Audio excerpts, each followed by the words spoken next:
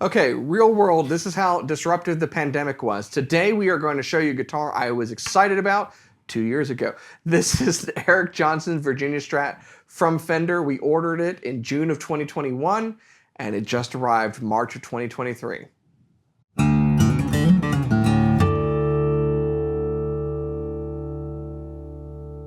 Hey, you're watching Alamo Music TV. My name's Chris McKee.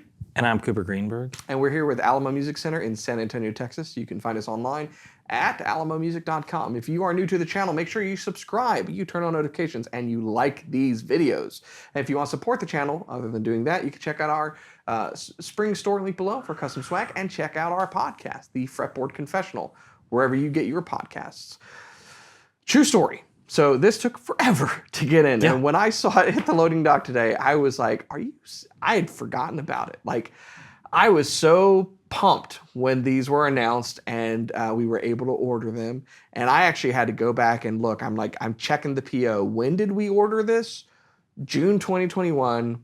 It took this long to come in. So when we talk, just as an aside from this guitar, when we have talked about supply chain disruptions and how long it has taken things to come in at times, we aren't kidding. This has taken almost 2 years to arrive. Yeah. But worth it, I think. It's worth it. It's very cool. I mean, you got to think, even within those supply chain problems, manufacturers have announced new product, and so the limited capacity that their factories have will inevitably go to cranking out the new product to fulfill new orders. But it blows my mind that stuff from it just keeps trickling in. It's like, yeah, because some stuff, it's like, man, we've been waiting for 6 months for Les Pauls. They finally came in. Yeah. But that's still top of mind because it's like, we need a Les Paul on the wall, and then they finally get here. Something like this, it's like, I guess it's not coming. Yeah, we did. There were things that we have kind of written off, really. Remember that Lucille? Same story. Yeah. So I'm glad it finally arrived because it's a very cool guitar with a very cool story from one of my favorite artists who I had the opportunity to meet. EJ all the way. EJ all the way. We got to, this was before you were doing guitar shows with us. Mm-hmm. We did a Dallas guitar show a few years back, and it was right when they had done the Eric Johnson semi-hollow Strat. I was there. Were you there? Because he was in the booth right Yeah, he was in the booth. Yeah. Okay, so that was the first one you did. That was the first one I ever did. That was so cool because he was right there. He was signing stuff. It was a very, very cool thing. Like, yo, is that Keith Urban? Eric's a really great guy. Actually, I've had a chance to meet him 3 different times. And just down to earth. You know what? I mean, he's a Texan native. Yeah. And, we're Texan natives, and you just can kind of tell when someone's from Texas. They just know what's up, But you can also tell when they're not. But they've moved here. Anyways, moving on. The Californians. We love y'all and your bad driving. So we are talking about the Virginia Strat. This is a recreation of one of Eric's earliest Strats, a vintage 54, which is the first year of the Strat. Mm-hmm. But this doesn't have 54 specs all the way through because as a typical artist would, there are modifications to it, both in pickups and in the frets and radius and all of that stuff. But it also has a unique history to it because we've kind of talked about this in the context of just guitar lore and what builders were really doing. We tend to have this rationale nowadays of what a guitar should be spec-wise, and it's because we have expectations, and this is, I think, somewhat to do with the manufacturers. They've, in their marketing, kind of said a guitar should have this kind of wood or it should be built this kind of way. But the truth is that when these guitar companies started, there was a lot of experimentation going on. Yeah. And so we know that early 50s Tellys and the first 54 Strats were made of ash. Predominantly, but not only. Yep. Not exclusively. So eventually a lot of those guitars would turn to alder. Mahogany was used occasionally. And then this was a bit of a surprise. It turns out that Eric Johnson's 54 was not made of ash, and it wasn't made of alder, and it wasn't made of mahogany, but it's made of rift sawn sassafras, which is cool. Yeah. We're a big fan of sassafras. I love that sass. It's a great tone wood. It tends to have really nice tight grain. So unlike a lot of ash-bodied, sunburst strats of the era, you don't see a lot of crazy, figure or grain going through there. And it tends to have, like mahogany, a bit more of a mid-range. If you're one of those people that subscribes to the tone wood, to our channel, to the tone wood of a Strat making a difference in the sound of the guitar, I am a believer that everything is important, from the pickups to the nut material. And Eric Johnson, his affinity for being able to hear minute changes in tone is the stuff of lore. Yeah. I think he has kind of said, like, the whole battery thing, he doesn't know where that came from. He can hear different batteries, whatever. You can hear when a battery's fresh or not in a pedal. That's true. Yes, that's very true. So maybe that's where it came from. But, so all that being said, he loved this guitar, and it turns out it was kind of unique. Yeah. And it sounds really good. Tell us about the pickups, because they're not pure vintage 54 pickups. They're not. Yeah. So the bridge is really cool. And if you've ever liked, Eric has this really nice creamy bridge tone. That comes from two things. So first thing, that's a stacked humbucker with an active top coil. It's a DiMarzio HS2, I think. And it's wired to the tone right here, the second tone control. So a lot of the Strats of the era, and a lot of others, the bridge would not be going through tone control. It would be the neck and the middle that are. I have my Strat wired similarly to this in that I have the bridge on the tone pot, and I will roll it back just a bit. Sometimes you roll it all the way off and you get that like creamy Clapton woman tone stuff. But you can just knock it back just a bit, and what it does is it takes that kind of hairy edge off, that really bright pickup. Yeah. So it's a nice full stacked humbucker effectively in that single coil spot. And then the middle and neck pickup are 5762 custom shop pickups, which are based upon, they're replicated from a 1963 Strat. And they are wired out of series? Out of phase. Out of phase, yeah. Thank you, with the bridge pickup. So you get these really cool, unique sounds. His, the spec sheet is Eric's Koto sounds that he's famous for. What you were talking about, like, this is a really cool sound. Yeah, so I never use out of phase. I have it on my Jazzmaster. I never kick it on because it doesn't seem practical to me. I didn't understand on the J Mascis Telecaster because it's like you're sacrificing a position that is integral to the guitar that you're playing. On the J Mascis, that was the middle position on Tele. You want that sound. It was cool, but I just want a normal Tele wiring. The fourth position is my favorite Strat position, so it better be a cool sound to get me to replace my normal, middle and neck. And it's one of the coolest sounding out of phase that I've ever played. It's like, it's not just the out of phase quackiness. It's got like, it's almost synthy with it. It's like a really weird, funky sound. Very cool. What's the deal there? Yeah, so obviously that's how he has his, but there's a few interesting things on this guitar. So he's got a block saddle on the high E string.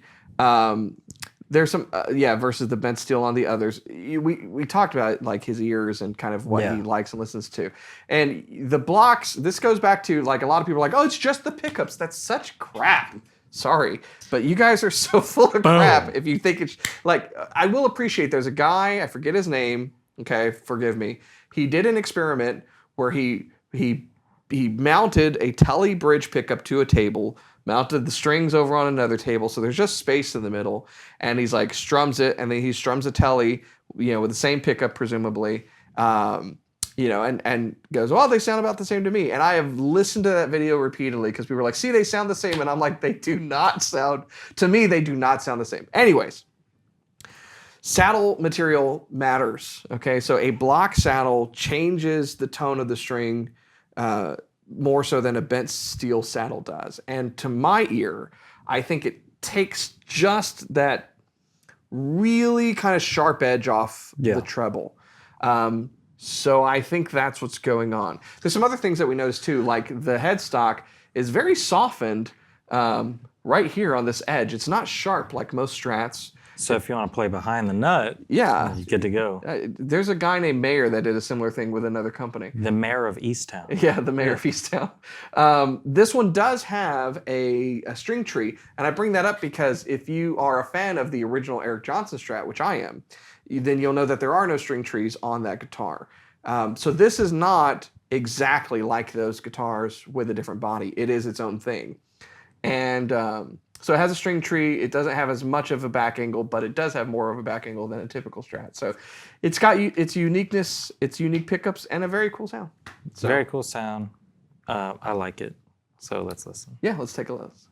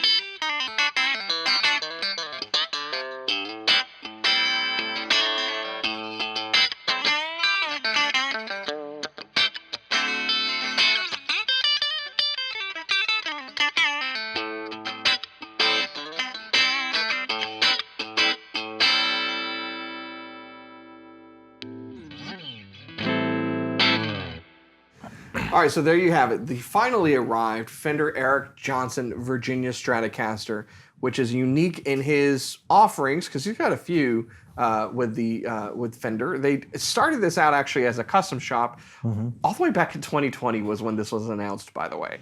So custom shop, and then of course a standard Corona model. And I think it's a huge value because it's a nitro finished body. It is sassafras wood. It's unique, specific to this player. And I've long thought that his normal signature model is just one of the best guitars Fender makes, period. So having this two-piece sassafras version of it with all of its kind of uniqueness that it has is very cool. Yeah, it's I mean, we did another 50s era Strat today. I'm just digging the 50s stuff, and this is obviously not, like we said, it's got a lot of stuff from a lot of different years. Yeah. But I like a signature model that visually is not so tied to one person, buddy guy. But you don't want the polka dots. But I mean, I like a two color sunburst. It's cool. The sassafras that you see through it obviously visually looks different, but it's a very easy to play guitar and comfortable. The pickups are really what takes it home for me, is the sound that you get. And you know, you don't get the position 4, but the position 2 is so good that you can make do with it. You know what I'm saying? Yeah, and it, you know, a little tip. I've had I have some guitars that play out of phase. What I really like for that, and this is just me, I think everyone has their own take on it, is if you go out of phase and you add more gain, because when you go out of phase, it drops your output. Yeah. So you make up for that output and it has such a unique sound to it. I really even dig like a light fuzz kind of thing. It's such a cool effect. Yeah, a little bit of interesting transparent overdrive works really well. So yeah, find a way to incorporate out of phase. Don't be like me and just be lazy and ignore it. So yeah, very cool guitar.